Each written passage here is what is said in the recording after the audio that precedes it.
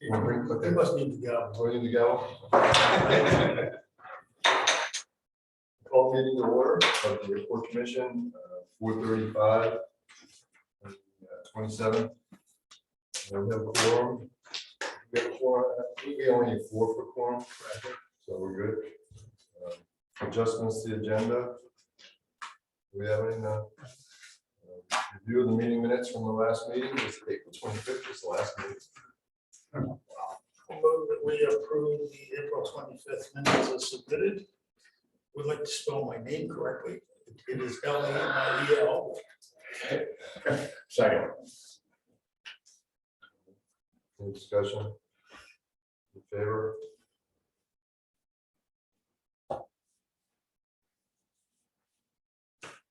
No one wants to me. Correspondence to be read into the record. We have any correspondence today? No. Reports to the commission would be number 8, I suppose. Reports of the airport manager, the CFP meeting. So, yeah, the report that I wanted to share with you is I met with Irv from Stantec, he's our consultant. Tim Lassiche from DOT, Ralph from Boston FAA, Sean from Boston FAA also went through this CIP that you had in your packets. It's easy to read in person. We went through this. This is the way it's looked for a couple of months now. There's really no big changes. They've reviewed it. I had some questions about whether the taxi lane, Ralph asked some questions about should the taxi lane come before the pavement reconstruction. He asked, do we have, how much traffic do we have? And he looked at his record and said, well, we have 5 base aircraft. Doesn't make sense to do your taxi lane now. He says, leave it. Basically, they were happy with the way this is done because they wanted to preserve the pavement that is existing. So there's really no changes to this, except in this year, in 2022, third line down, the plow blade originally had a number of 30,000 in there. It's been updated. This is an old number. I mean, Irv and I knew about it. We just didn't plug it in. So for the meeting, they knew that the cost of the plow blade we're talking about is 40,000 as opposed to 30. So that's a 20-foot wide total width. So it's 16 feet wide. Anyway, it's 12 feet wide with 2 4-foot. The 20, right? Yes, 2 4-foot widths. So that's what we're looking at. That will replace the plow that's up there. So this is the same CIP we've been looking at for a while. Just wanted to update you that we did, or I did share it with FAA, so they're familiar with where we're at. I am working with Sean on an SRE inventory. We need that before we can apply for BIL funds for this plow rate 22. They did talk about, they asked questions about the trees. I know you folks wanted an update on that, so we'll get into that now. So none of the items, I'll start by saying, none of the items on this list, Stantec can't do any of this for us. Because the RFQ we put out doesn't have any of these things listed. So I need to put out another RFQ so that we can get a consultant to help us with that. That being said, the trees, Stantec used to have a surveyor that can help with these type of things. It's kind of a special process with trying to figure out which tree is which tree.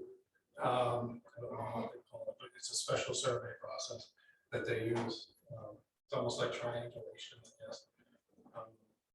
But it goes up and down as opposed to this way that typical survey does. So they don't have a survey anymore, and even if they did, we have another RFQ to do it through that.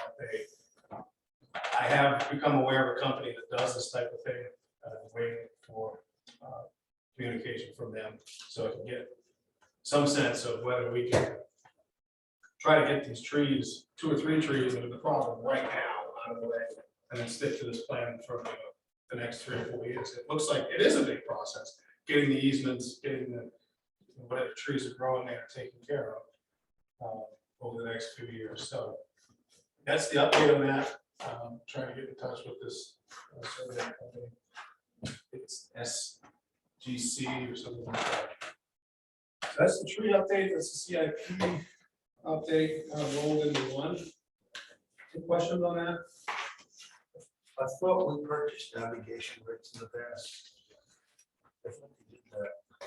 It's a slope, whatever we're going for approach.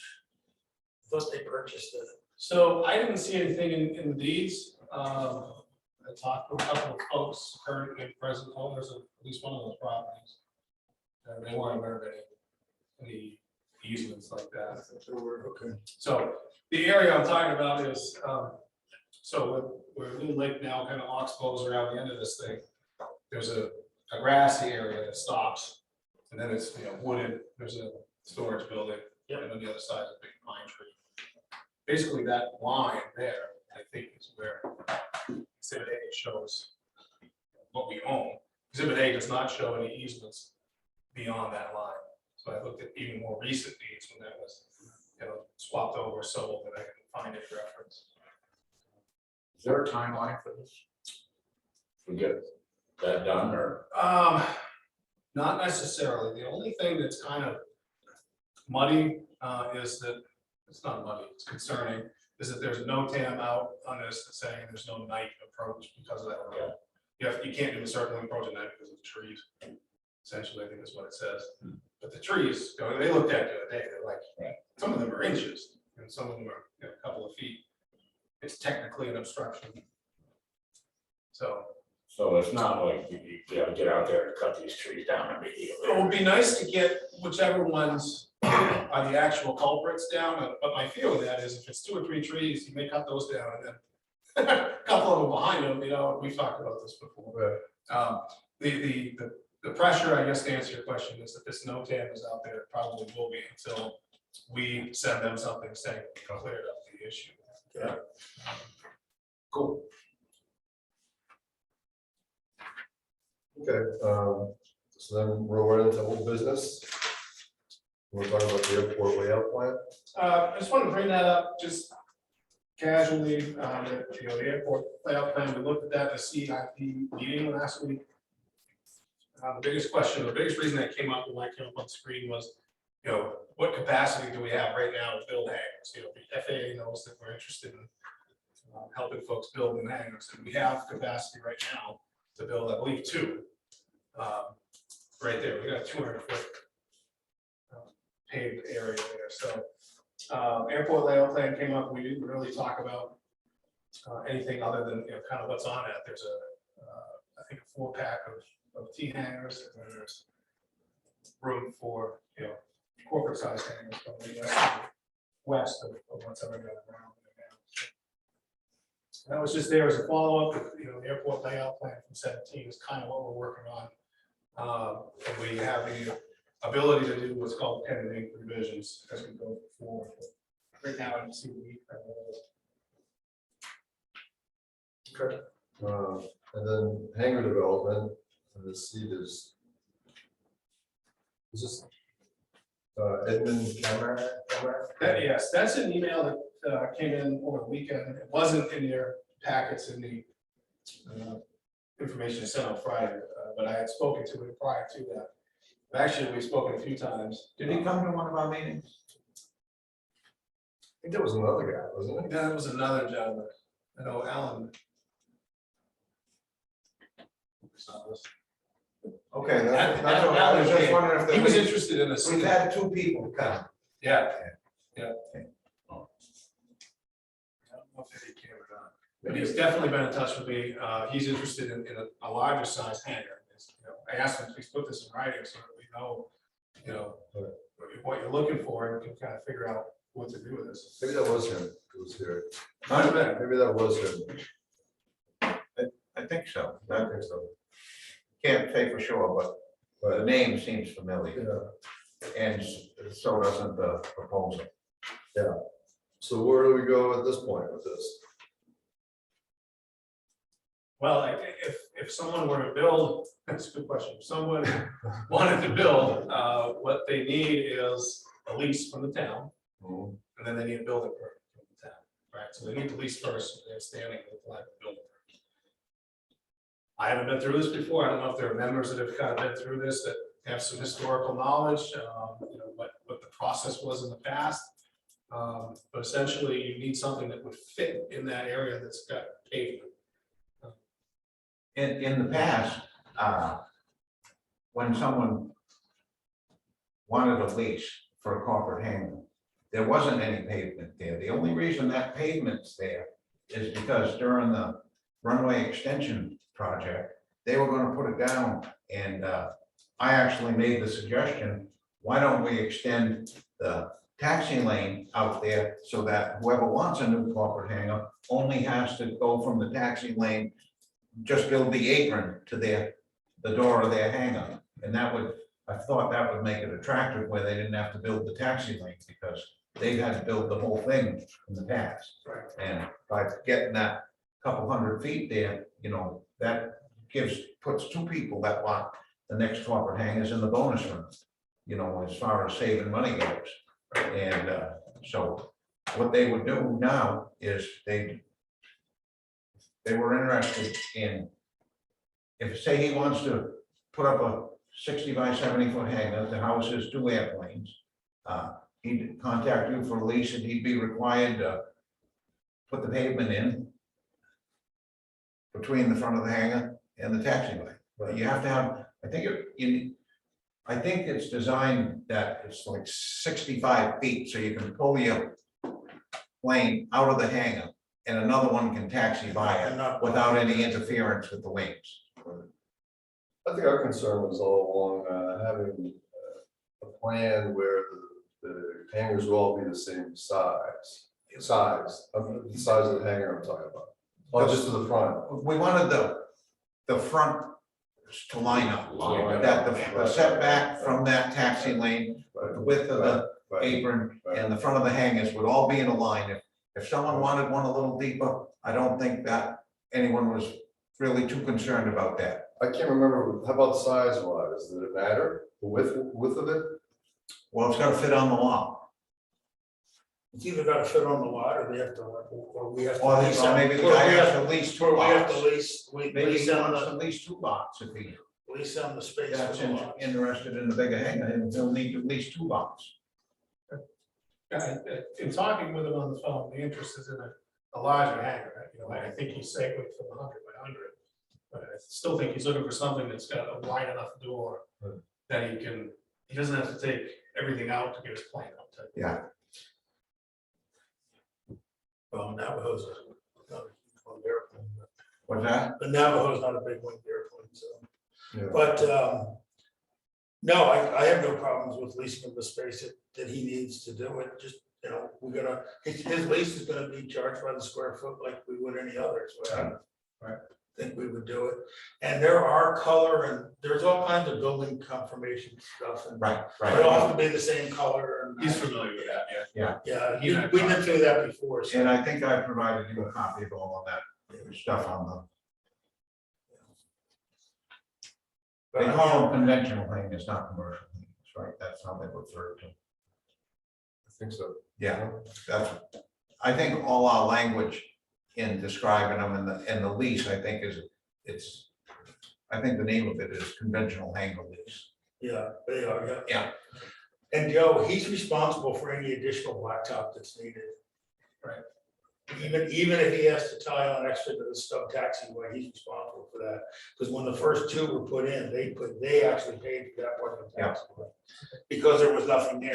Right. Like Mark said, now there's additional taxiway there, but if it doesn't work, and you need to add more, he's gonna be responsible for that. That makes sense. Yeah. So with the lease, procedurally with the lease in the past, a draft lease has come to you folks, right, for a recommendation. Yeah. To be finalized Yeah. by the elected folks. He includes a hangar proposal.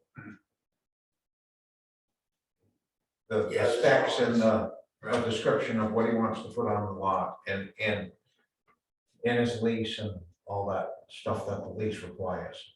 Right, so I think it would be helpful to him to know, you know, is he building 100 by 100, right? So you're basically saying you have 2 lots, person. You're okay with somebody leasing 2 lots and building a big hangar, right? Is that what you're I saying? think so, Yeah, I think, long as I it's think planned. so, Yeah. like I said. Because he needs that for his proposal. Right. Right. I was just concerned about the uniformity of it, you know, like you Right. said, maybe lining them up on the, you know, on the same line. We didn't have anything about width wise, didn't have to be, No, there wasn't a restriction on the width. and the height, we didn't care either. Oh, wait, yeah, they did. Is there, is, Oh, yeah, there's a building restriction line based on height, Yeah. but I don't think he's gonna go over it. 20 feet. It would be. At Larry's that must distance, be at that 20 distance feet. from the runway, They must be, those existing ones must be 20 feet. They're gotta be close to it. Yeah. yeah, I would think they would, yeah, two-story, yeah. Yeah, because Larry put in the first one and then Carl Burr put in the second. Right, Yeah, Larry's has never changed hands, but Carl Burr's has changed hands 3 or 4 times. yeah, I don't even know who owns what up there. Yeah. yeah, I've been on this committee for 5 years and we haven't had a new hangar built yet, so this will be exciting. Oh, I saw one torn down. oh, really? The old one, it was within 6 feet of the, 6 inches of the building restriction line. Anything else about that, Joe? It was kind of unsightly, looked like a chicken coop. Yeah. Yes, yes. Okay, moving on to Mark's note, is there anything we need to bring up about that again? I summarized, the conversation from the last meeting. the minutes. Basically, if the conflict were identified in a duly called meeting, it should be reflected in the writing minutes. And you do informally, or you formally agree to compare the note and the code of ethics policy, bring back to future meeting when full commission is present. So, if somebody discloses a conflict of interest at the beginning of the meeting, I'll make sure that is in writing in the minutes. And you did want to bring it back and get a full commission to kind of compare it to the code of ethics. Yeah, it wasn't, it was the lack of disclosure that I was wondering about. If someone up there has multiple interests in the airport, if they had those identified, what their interests were in the airport, we'd have a record of that. Otherwise, you don't know if there's things that should be disclosed that aren't being disclosed. And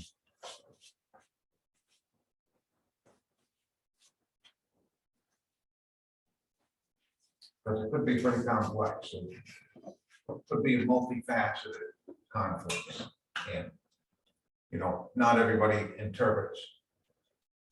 Some people are immune to the idea of conflict of interest.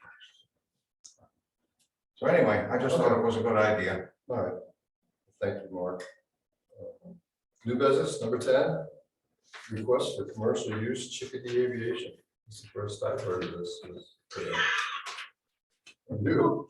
No, I know Ron, somebody actually know. But I saw the filing, I read the application. But the airplane he shows in the picture, there is not a 170. It's not a 177. 177, A lot like bigger. a 172. Yeah, I don't know what airplane that is, Yeah. and it's a different tail number in there too. Yeah. So that's not the plane, I don't know. Well, Well, that picture at the very end that's not from him, that's from something else. oh, okay, I was wondering what that was. Oh, yeah, we did, That's- yeah, well, we know what it was, 172, looks like a 172. I do have some pictures. What's on floats down there, except Yeah. it's on wheels. I can share with you after the meeting. Just an example. Yeah. Okay, There has been a big bodied plane somewhat similar to that's come in a couple times there in the last few months. Yeah, this is a different item on the agenda, sorry. Yeah. oh, okay. All right. Yeah, so this is another kind of first for me. It's a first for me. Yeah, if you look at the section of the rules and regs I put in there, Yep. it's 4.3. A detailed request, and that was the email that was sent in. I'm gonna consider you the appropriate officials. And the way, I'll tell you the way I really look at this, I thought quite a bit about it, Ron and I have talked a lot, I call some folks I know who run similar type of airports. And even actually talked about it with her, I believe, too. And what they said was, how is this different than flight instruction? It's kind of the same, you're not teaching people to fly, but it's the same kind of model on the ground, right? Folks gonna park their car, get over to the airplane, they're gonna go up for a while, they're gonna come back down. It's not a lot of impact on the airplane. So that was the first thing I asked, and then I was trying to figure out, well, what would be the fees for something like this? The only real fee that we have, we don't have any fees or any of that stuff, but we do have tie-out fees. So this complaint is, if it's there for more than 2 consecutive weeks, we have to pay a tie-out fee, and that's on file. Just pay the fee for that, which is $300. I know. I surmise that there may be a discussion about, is this a business, does it need to have some type of business license fee? But right now, to get this request taken care of, midsummer, I think the tie-out fee is probably appropriate to have this type of business take place. Okay? So you've seen the LLC information that's in the packet. There's other information to that IRS. I want to share that. I don't even know if I really need it. That's why I didn't want to share it with your folks. It demonstrates that it's legitimate business. I guess I want your thoughts on operationally. How do you envision something like this working? You're all familiar with the airport. People park outside the gate, that doesn't open by the fuel farm. How would you envision this happening? How do we manage the business up there now? We have a sightseeing business. Company goes off the lake, and if the weather's bad, they do it on wheels. What's the difference? Yeah, I don't know. I don't really know how they run that. Yeah. Yeah. I think they park in the parking area and walk in. Most likely. I believe that's what they do. They would have to. That's the way I envision it. I just kind of wanted to see if you had any other concerns or thoughts about things of operation. Where would Ron park his car?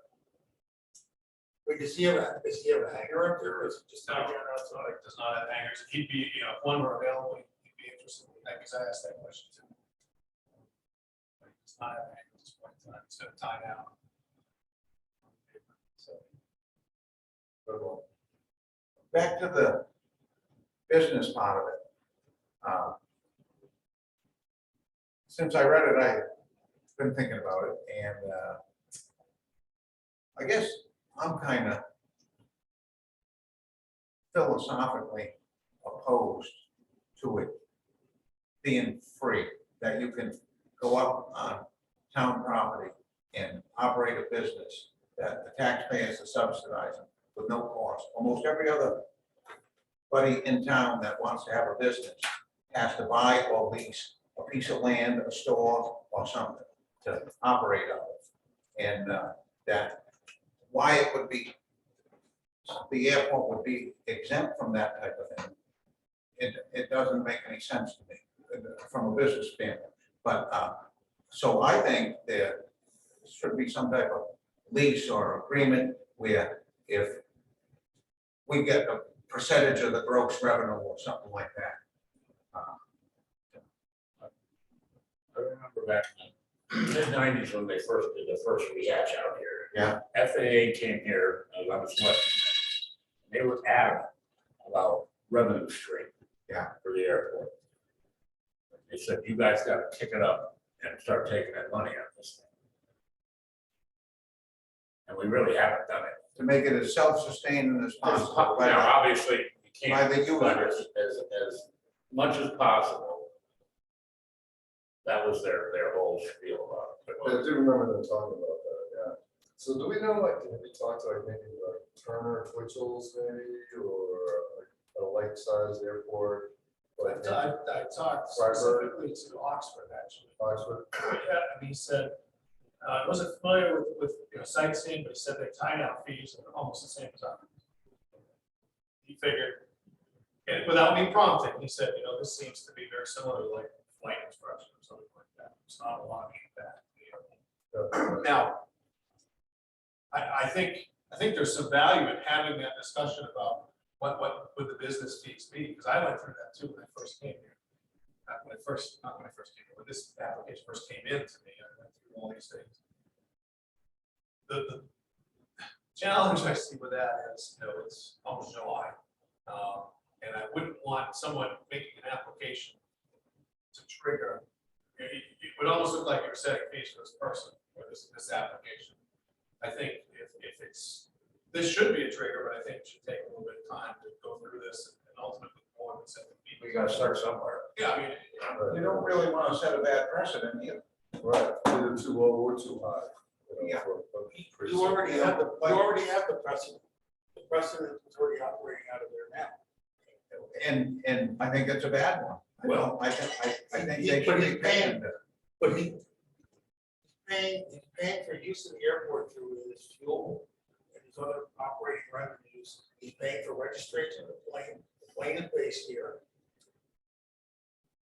It's all part of the operating I mean, I costs. register my trucks here, but that doesn't mean I can park them down in the town park at night and my excavators and stuff like that and operate out of there, you know?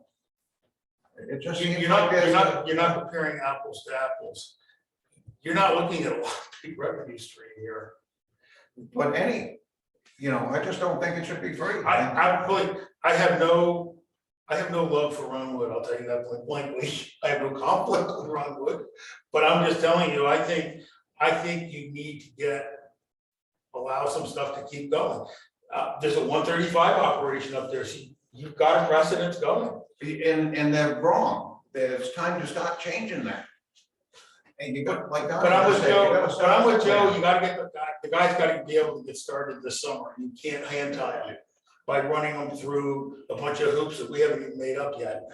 Just because he wants to do something doesn't mean we're beholden to it. The taxpayers are beholden to him. You're not as a taxpayer beholden to him, you're allowing him to get up and operating, and he can determine if it's worth his while when you come up with different ordinance or different operating model in the future. I just think most businesses would love to end up giving free stuff, a building and a place on Main Street or something. Hey, we went through that with the vendors who used to come to town with the food trucks. Exactly. But, so the town charged the guy $75 and everybody's still complaining. That's. I remember that. And no one's revisited that, but like just for an example, at the Forestry Museum, we have charged vendors $25 to set up a craft booth or something like that. But if you're vending food and drink and that type of thing, you pay the $25 for your spot, and then you give 10 or 20% of your gross to the Forestry Museum on top of the $25. That's your business model, and that's the business model they've agreed to. Right now, this guy's applied, and there's no business model to Maybe we need one. go back to. So let's put that on the agenda for the future, but let's give this guy the go ahead and get him started. right, the tie down permit, I think is good for a year, so that would. That would be next June, that would run out. And this, just keep in mind, I don't believe, we'll be careful how much I divulge here publicly.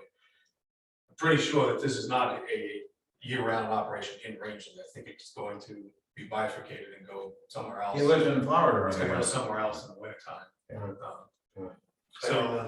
It's a commitment, that you make for the next 3 months. We just should start looking at everything.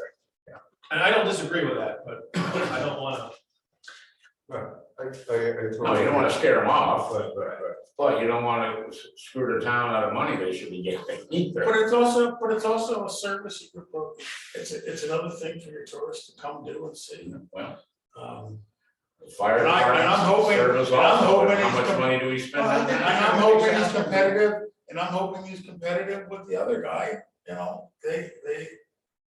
I think you should ask him what percentage of his gross do you think is he willing to give in addition to a tie down? I'd like to say that I think once again, I think we're not ready for this. We should have been, maybe. There should have been like some sort of just like with the hangars that we've had some issues with. We're not, seems like we're not ready for the business, so we should have a plan ahead of time. I don't think it's right to come up with a fee or asking questions or whatever. I think $300 for the tie down is good for this year, and have something in place for this in the future. I mean, it's not like this is the first time anyone's run a business like this out of an airport, you know, we should have some standing rules like for this or for flight instruction. Say somebody wanted to teach up here at the school, at the airport. We should have that fee in place already. If you want to run something here, right? You know, so. Big airlines have it, they can't land and take off from a Portland or New York City or anything without. Right, well, those They pay. landing fees, which we don't have, which is, Right. I think is a little crazy, we should be something. $5 maybe, No, for they're- a landing fee, I think that's something we could look at too, but these are the things we should have in place before. And not like react to after the fact, you know? These charter flights are shocked that we don't charge them to land. Yeah, oh yeah, I totally. I agree. actually, if I may, I actually Yes. had a call a few days ago from somebody, out of state, charter flight coming in, they gave me a specific date. And they called, they asked, what's it gonna cost to land? And I told it, I said, well, nothing, nothing out right now. So, But a lot of the little airports, even outside of Boston, a lot of the little airports are free landing.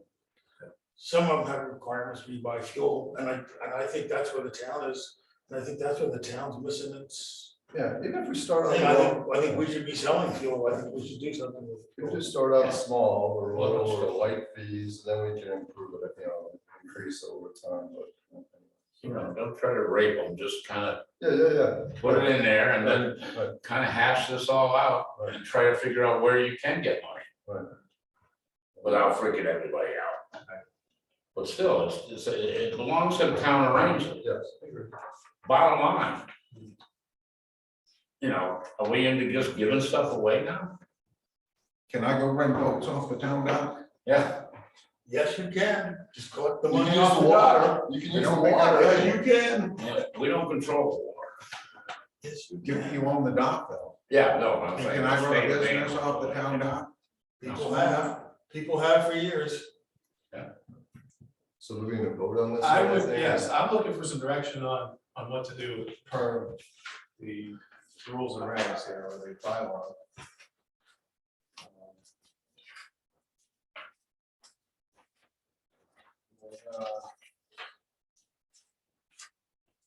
And basically, based on the conversation that we just had. you know,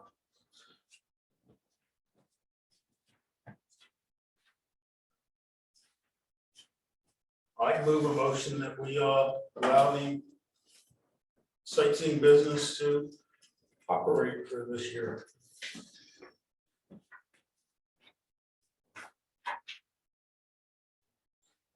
Permit to Wildwood for the operation of the sightseeing business to Chickadee Aviation.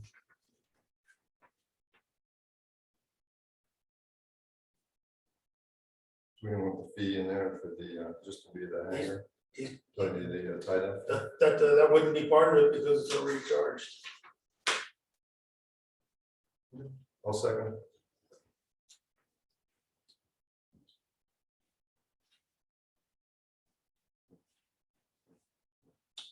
In favor?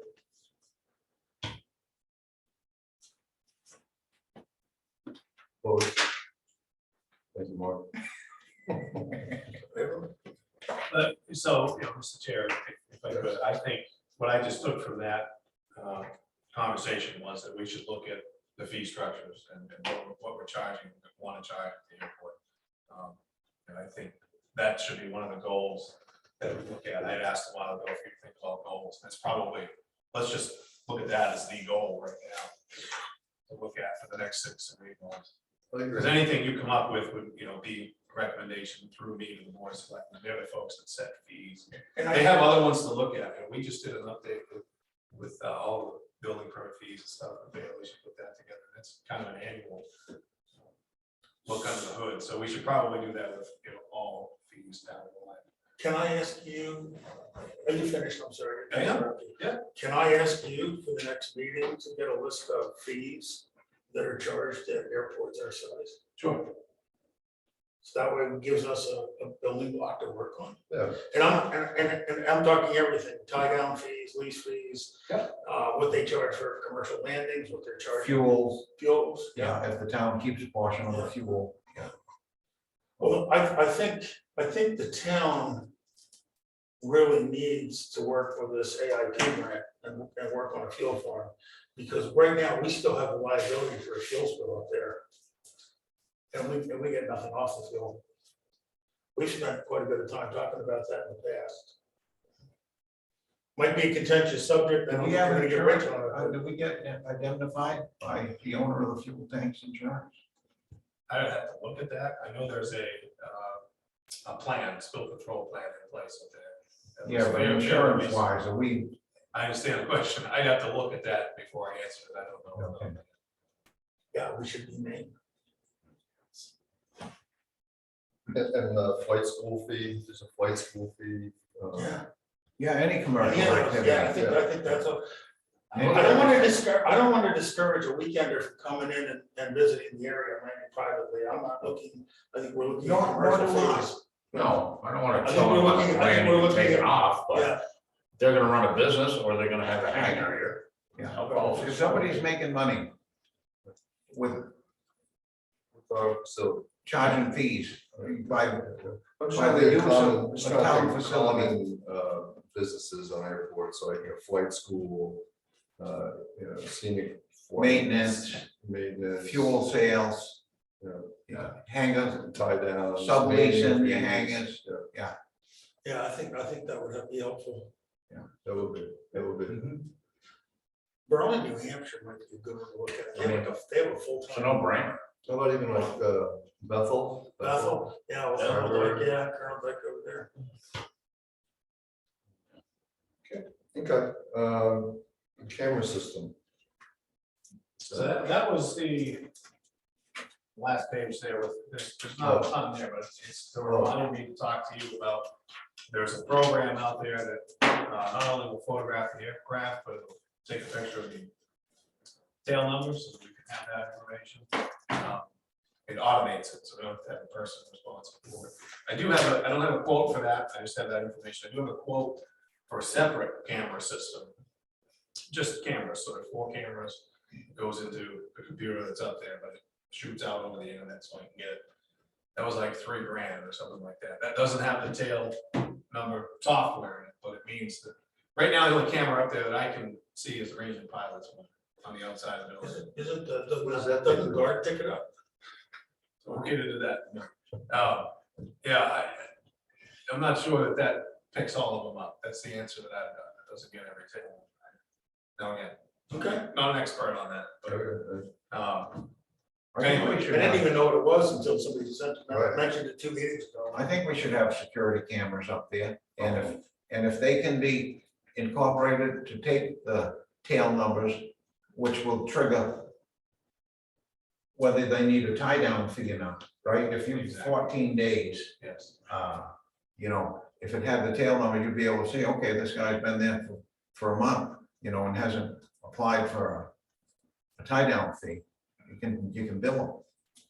And that would save the police from driving up there, or somebody from the highway department or sewer department every day to write down what tail numbers is tied down. Is it somebody write down the numbers every day? We try It's to. been so sporadic that Yeah. it hasn't been a fruitful exercise. but- Yeah. Well, Hmm. yeah, we don't have a full-time police department yet.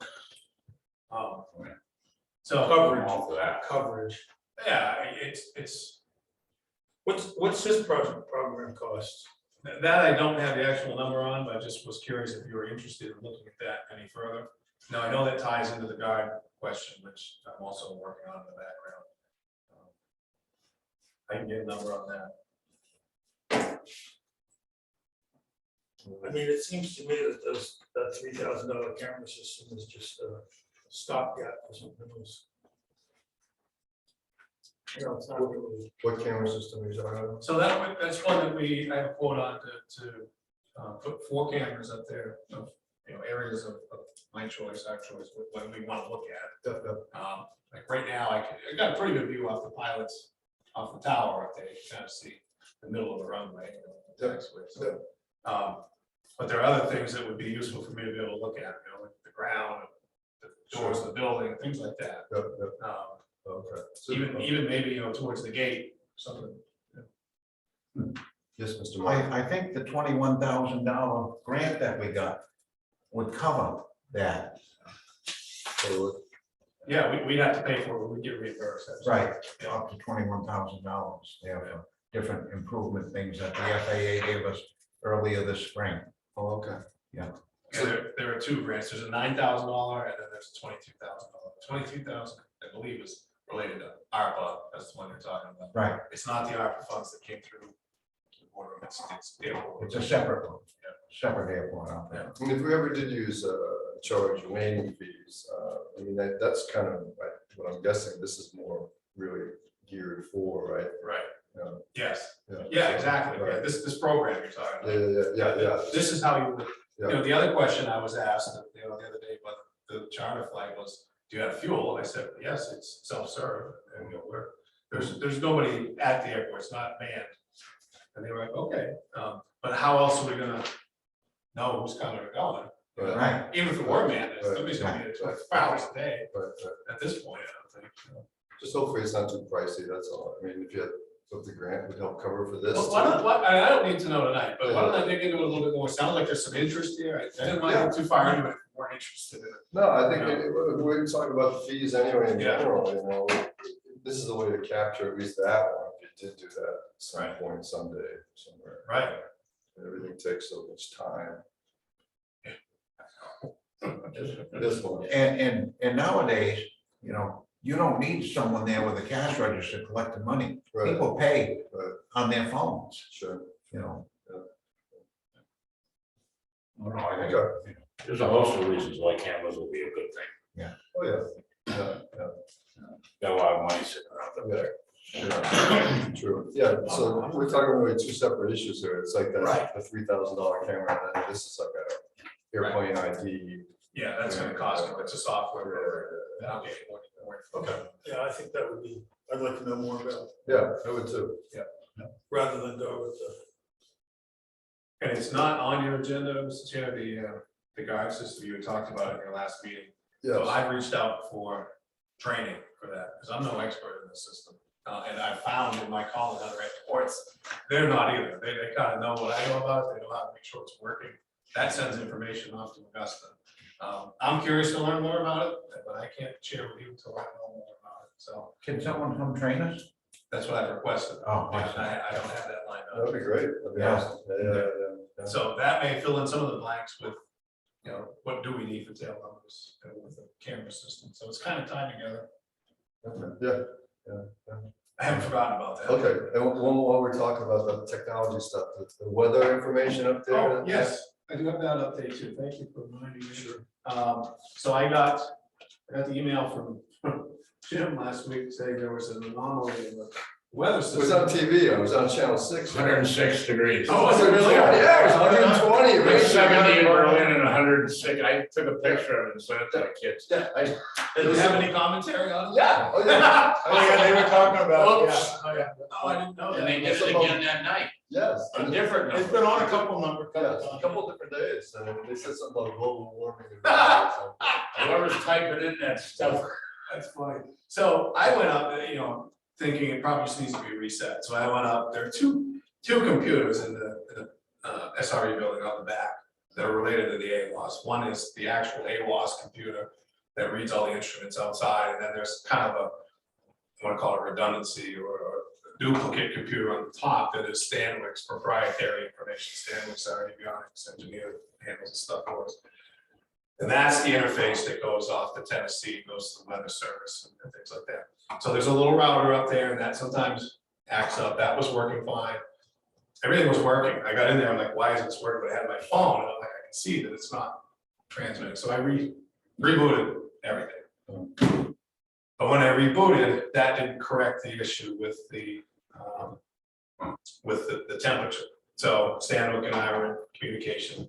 He's on vacation someplace. But he still is, you know, communicating with me. He says there are two sensors, temperature sensors. He reached out to the company in California that makes that particular AWAS. Anyway, long story short, they've got to be replaced. I've authorized the work. He will be here the 8th of July. So it's going to be out of whack until the 8th of July. FAA Boston knows that. They're aware of what's going on. They know Okay. when the fix is coming. Okay. So good time of year for it to go bad. I'm not looking at freezing. Yeah, right. Right. Yeah, and none of it's covered under warranty, that was my question, because it's well over a year old now, so. So thank you for bringing it to my attention, I didn't see the news that Sure. way, so I didn't know. Yeah. At the first day I thought it was just a freaky thing, then I saw it the second day. That's not Those poor bastards in Range Rover, they're baking up there. Yeah. Well, it does affect the takeoff. right. Yeah. Okay. Anything else you have for us, Mr. No, Airport Manager? I think that's it. July meeting or? Yeah, Yes. do we do a July meeting? Last Monday, Yeah, last Monday, the 26th. No, Oh, that's last year, hang on, let's go. Get that thing first. Oh, there's no July, July 25 is the last Monday, no July. or the 25th, what's that, good to me? July 25th, July 25th? Yeah. Monday? 1:30. At 4:30? Any motions? I'll move it, we adjourn. second, 5:40. 5:40? Thank you. Thank you, gentlemen. I love that. Thank you, Jim.